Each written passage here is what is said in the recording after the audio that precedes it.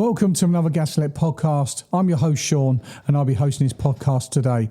We're going to do it on vitiation, which is a term we use for boiler flues or combustion, I should say. But first of all, I want to say a massive thank you to everyone. Today is Monday the 2nd. I'm recording this podcast ready for tomorrow, being Tuesday the 3rd, to be released at 6 a.m. I checked out the feed spot. They do like a top 35 of podcasts, and I checked it out, and today I saw that we're in the top 10. We're the 10th plumbing podcast in the UK. I like to think about in the universe, but probably just the UK. But so thank you very much indeed for everyone for listening.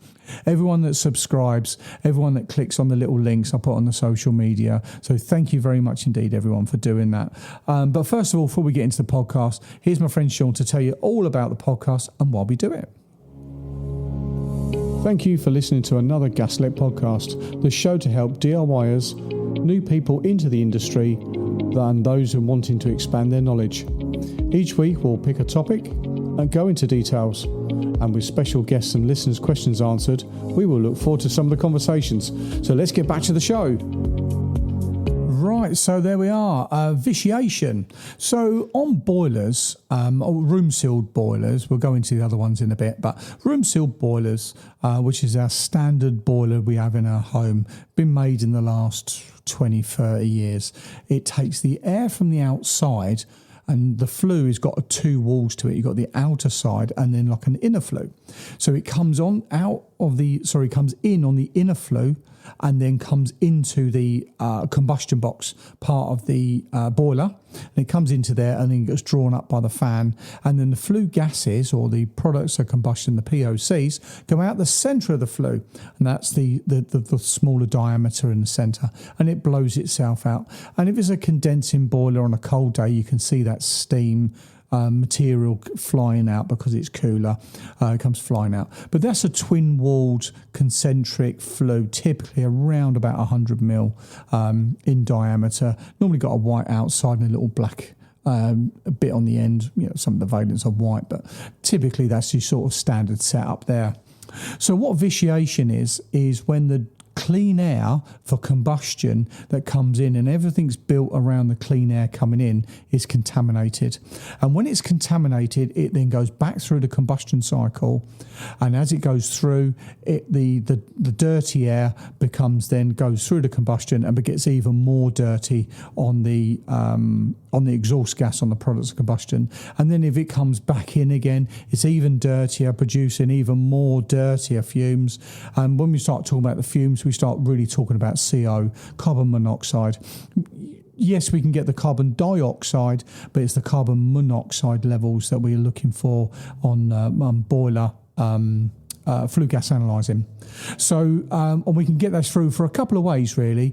Obviously, we can have which I had this week. We had some foliage that had overgrown the flue terminal, and it was a bunch of ivy. It was a bit of a complicated job, but it was all the ivy up the side of the house had grown over the flue, but the flue was sort of only accessed from a neighbour, so that got a little bit tricky with trying to get access and neighbourly disputes and all the rest and bits and pieces, which is not our fight, and it's not what we get involved with. But we want to make sure what is there historically was installed in, it's safe.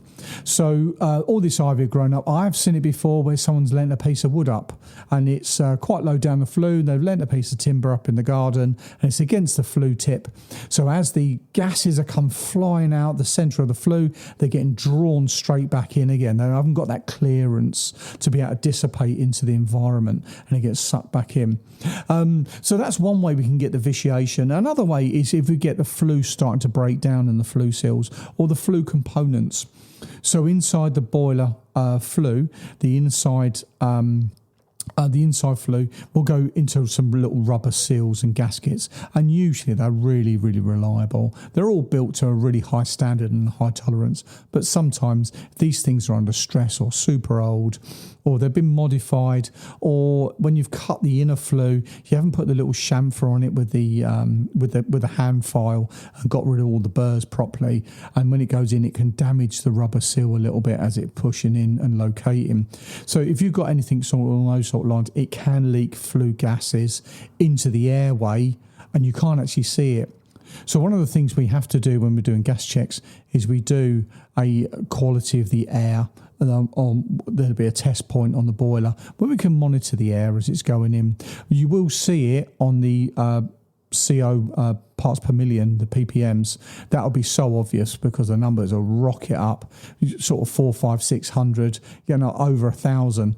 Where we're looking normally for a sort of a decent make boiler, your Valents and your Worcesters and your Baxis, well, your maximum levels are really about less than 100.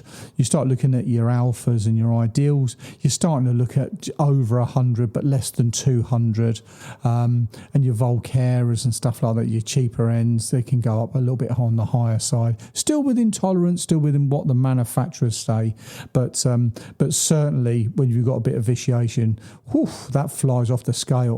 So what we do is we go back to our chemistry days. We know that within the air that's around us, we have around 79% of that is nitrogen, 78-79% is nitrogen, and less than 21%, normally about 20.9, is actually made up of oxygen. So we have more nitrogen than oxygen in our environment is what we breathe, and the rest is made up of argon and some other little tiny impurities that make up what we breathe in as an air. And relatively clean air that we breathe, not in the centre of London and all the smog and all the bits and pieces, is actually absolutely fine for us humans, and we've adapted over the years and we can deal with it. But as soon as you start mixing that down inside the boiler, we then do another test on it at 20.9. We can then see those numbers starting to plummet, and we can see them down, and they'll be in the single digits, your 3s and 4s, if you've got vitiation, because the dirty air is coming back in and mixing, and it's this ever downward spiral of air quality that comes down. The CO numbers rocket up, and the oxygen level within the air absolutely plummets down. So it's really obvious. You do both tests, but you can see if they're both, if it's absolutely, one's fine, the other one will be fine, and if one's off, the other one will be off. But it's a good way to see if your CO is really, really high. You do then your air intake. Oh, what's my phone beeping? You do your air intake on your oxygen levels just to prove the vitiation isn't causing that, and it's something else to do with the combustion process. But vitiation is dirty air coming back into combustion, and that's on a room sealed boiler. So where we can get on boilers, we can start getting a little bit on the spicier side of things if we've got an open flue boiler. So it's a very old boiler, typically floor standing. I've seen a few wall hung, like early, I think it was a Baxi Solo when I'd done a quote, and it had a big draft diverter on the top. I was like, well, I've not seen one of those before. Thinking someone had modified the flue, but yeah, it was an early wall hung boiler from Baxi, but or Potterton or whatever the make was a little while ago. But typically these are your old floor standing boilers, your old Kingfishers and stuff like that. And then around the back they'll actually draw the air in.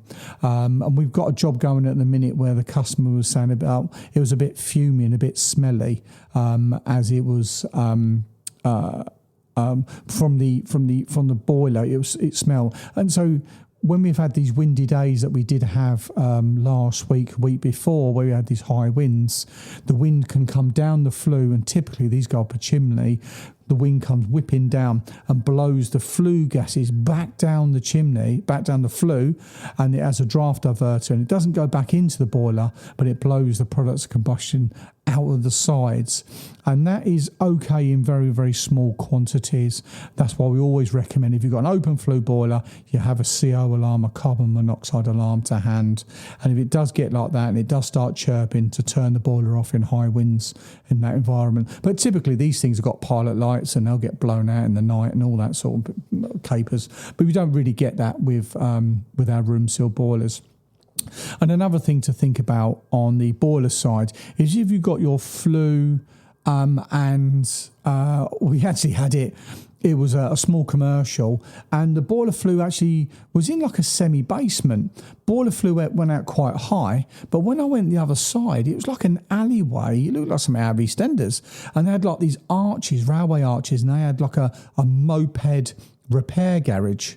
And what was happening was the boiler flue was a best part knee height. It had a little cage on it, but there were running motorbikes next to the boiler flues. So as the exhaust gases of the engines were pumping away in this like alleyway, it was then being sucked into the boiler. So then we was getting massive levels of CO because it was bringing dirty air into the environment. And then the CO alarm inside the building was going off because there was an air brick further down, and all the gases were then coming in and setting the CO alarm off. There was no interlock system on that one there. I'm not quite sure how they got it resolved, but we did have a few call outs. And it was like, we've got a car, we've got a motorcycle garage on the repair side. So that can cause the high levels of CO. The boiler itself didn't shut down with the high levels of CO. Because it's all room sealed, if there was a problem like there was, it was just spewing the stuff out into the alleyway to disperse into the atmosphere. If you would have had an issue with the case seal being leaking or the boiler flue leaking on top of the boiler, that is when you start getting CO leaking into the building. So on a modern boiler, we don't really see it that often. You need a couple of issues for that to start causing a problem. But if you ever do smell flue gases, first thing you do is turn your boiler off. But that the dirty air side can really cause problems with vitiation. We did have a customer, I serviced their boiler up on the estate where I lived a couple of years ago, and inside the boiler up on the Venturi, so the air comes inside the box and there's a fan then draws the air up from inside the combustion box and it takes it up and into the Venturi, and it was an ideal, so it drew it up past the injector, and the injector was sticky and brown like tar, and I was like, what's going on here? We normally get a few like funny little bits built up on the little alley injector, and you sort of rub them off with the wire wall and they make them shine up, and it's all lovely. Sometimes they're brass. And she said, we got a barbecue underneath the boiler flue. So what was happening was, obviously running the barbecue, typically in the summer, you're not running the heating, but someone goes and puts the hot tap on, up fires the combi boiler, and they're there doing their burgers and sausages and what goodness knows what else. All the smoke's coming up as it's then sucking in the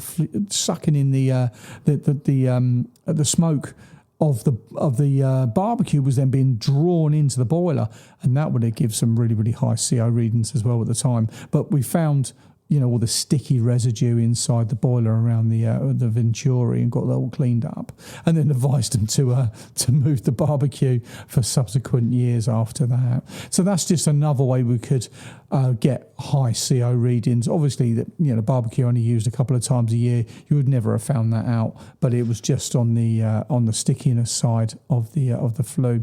Another thing to think about is open flue appliances like your gas hob, your gas cookers. They don't have they're flueless, so they you don't have a flue that takes it off, so you can see the blue flame on there. And if you start getting dirty air coming in, if you're a car garage and you've got someone revving a car on the door for whatever reason and it comes through, then it needs and it's designed to draw in clean air from around itself for the combustion. And if you start putting dirty air into it, you'll start seeing flame lifting. It's going orange, and it really doesn't like it. It's licking, it's lifting, it's going all over the show. Anything other than the textbook beautiful blue flame, anything other than that, it's not burning off all the hydrocarbons adequately, and it will start producing high levels of CO and soot as well. You won't get that from a blue flame really. If you had like an old saucer on a blue flame on the hob, briefly hold it over the top and have a look. But if you had a yellow flame and did exactly the same, like over a lighter or over a candle, you'll get all black soot, and that's the hydrocarbons that haven't burnt off completely and properly. But I'll run through that with another episode anyway about hydrocarbons. So I just want to talk to you about the vitiation side and the blocking of the flue gases, as we had this recently. So once again, thank you very much indeed for listening. If you want to be a guest on the show, if you've got any questions that you want answered, anything you want explained, give me an email at podcast@gaslec.com. And once again, thank you very much indeed for listening, guys, and all of your little viewing figures and your subscribing on the different platforms do really make a difference. And now we're in the top 10. I'm super chuffed. It's only taken us, this is episode 31 to get to that point, so I'm absolutely stoked. So thank you very much. So have a fantastic week. It's a run up to Christmas. We're doing the advent calendar on the social media platforms opening, so watch that. I'm going to try and goof around a bit and have a bit of a laugh for this next 20-ish days, whatever we've got left to do, 22 days. So yeah, have a watch of that, have a laugh. We do also have the Christmas hamper giveaway. That's on the socials as well, so get entered into that. That's about 150 quid, and we're going to draw that on the 18th of December 2024. Obviously, some people do listen to this later on, past the expiry date of the offer, but check out our socials at Gaslec Kent, and you'll find all the bits and pieces. Have a fantastic week, guys. Take care. Thank you.